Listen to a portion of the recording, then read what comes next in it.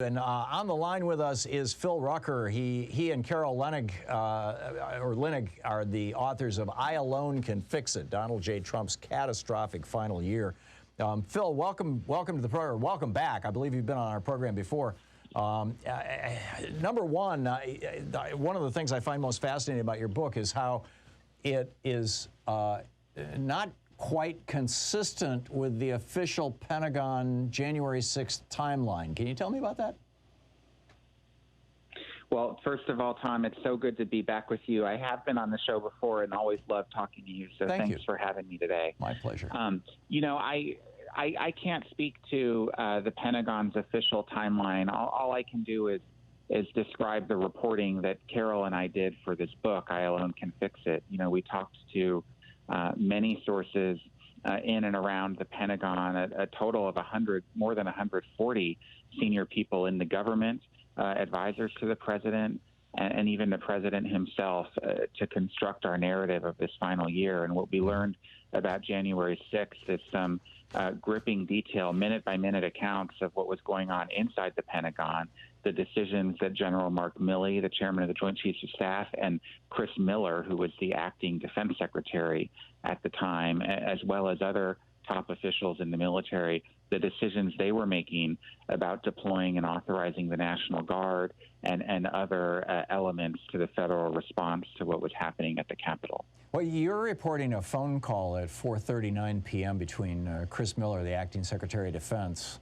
or arguably the acting Secretary of Defense. Trump put him in there in defiance of the law that says that the Assistant Secretary of Defense, who was, I believe, Senate confirmed, was the guy who's supposed to be the, but in any case, between the acting Secretary of Defense and the White House Chief of Staff, Mark Meadows, you're reporting on that. The Pentagon somehow didn't, along with Mitch McConnell apparently was on that call as well. Any idea why the Pentagon might not be telling us about that? You know, I don't know. I really don't. I do know that there were a ton of phone calls that took place that afternoon in and out of the Pentagon, including with congressional leaders who were obviously, as you can imagine, very anxious to see a military, a National Guard footprint at the Capitol as soon as possible to help fortify the Capitol Police, who were clearly under siege and outmanned up there. But I don't know why that particular call was not on the Pentagon timeline. I think it's absolutely fascinating. But you know, I'm not going to ask you to speculate. You're the reporter, and you're just doing the solid stuff that you know, and I really appreciate that. I don't know if you caught Chris Caldwell's piece in this morning's New York Times.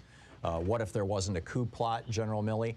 But he's basically raising the question, you know, was January 6th a coup, or was it a protest that was out of control?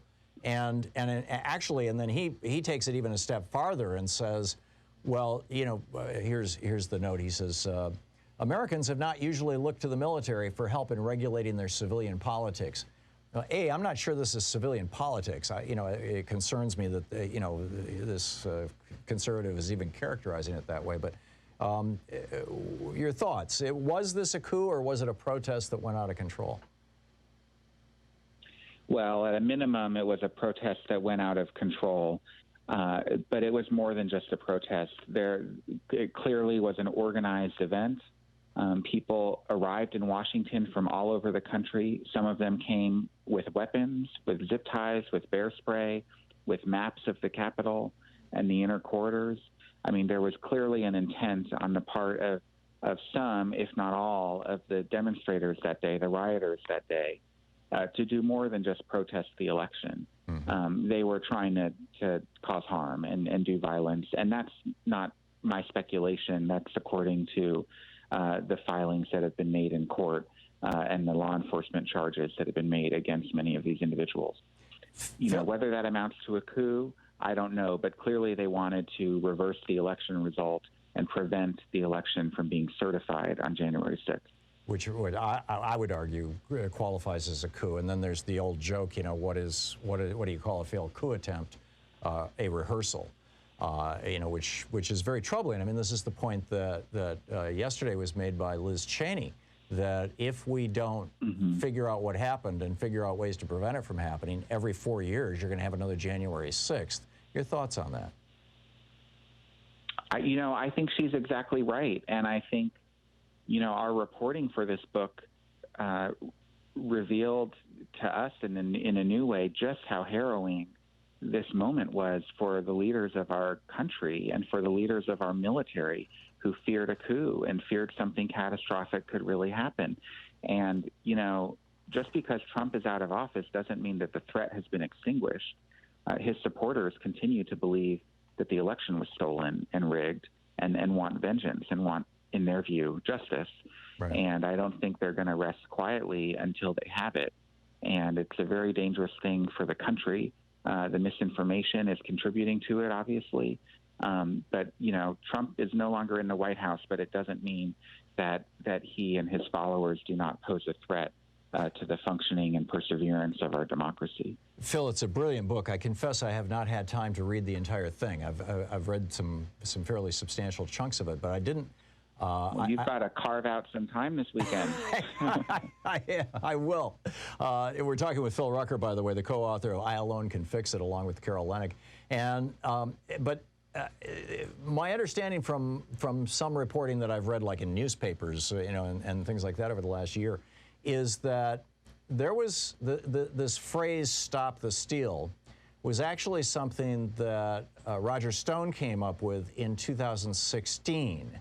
And they had put together this plan when Hillary Clinton was elected that they were going to have stop the steal protests, and they were going to, not so much that they thought that they could overturn the election necessarily, but that they would use this as a way of basically smearing her throughout her presidency as an illegitimate president, sort of in the way that, for the first, until 9/11 anyway, George W. Bush was somewhat crippled in his ability to get things done and his public approval ratings by the perception that the Supreme Court had decided the election on his behalf and that he wasn't quite a legitimate president. Did you get into that at all? Do you know anything about that? Well, that's a really smart point. And, I think, and you're right to point out that Roger Stone had developed this strategy back in 2016, and it would not have surprised me if Trump had executed the strategy, worried to have lost to Hillary Clinton. That, of course, is not how history unfolded, but it is exactly into Trump's playbook that if he's going to lose, he's got to come up with some way to discredit the winner and to make it seem like it was stolen or unfair or that he had been somehow victimized. In the process. That's the way Trump thinks about the world. Yeah, and he's certainly done it very successfully. Phil, we're going to hit a break here in a minute or so. I'm wondering what you think is the most important message of your book that you want our readers and viewers to know about. We're talking with Phil Rucker, the co-author of I Alone Can Fix It, this brilliant new book about the last year of the Trump presidency. Thank you. Well, what the book does, what our reporting in the book does, is just takes you behind the scenes in a vantage point we haven't seen before, just because of the depth of new material and dialogue and the actual nitty-gritty of what Trump was doing, what those around him were doing and saying throughout that year. And our big takeaway, frankly, is that things were a lot worse than we knew in real time, and they looked pretty bad in real time. We watched a lot of this play out on live television, and yet when we went back and talked to people who were in the room and did this deeper investigation of the year 2020 and Trump's handling of it, it was so much worse in every way. What does that mean, COVID, a lot worse? to the racial protests. Give me an example. The comments that he made privately about the coronavirus were harrowing. He didn't want to bring back American State Department workers who had been in Wuhan, China. He didn't want to let them back into the United States because, because he thought it would increase the number of infections in the U.S. and therefore hurt him politically in the election. Just things like that. And then, of course, the way he was spreading misinformation in the run-up to January 6th. Yeah, this is grim stuff. It's a brilliant reporting. Phil Rucker and Carol Leonnig. And Phil, thank you so much for dropping by. The book is I Alone Can Fix It, Donald Trump's Catastrophic Final Year. Phil, thank you.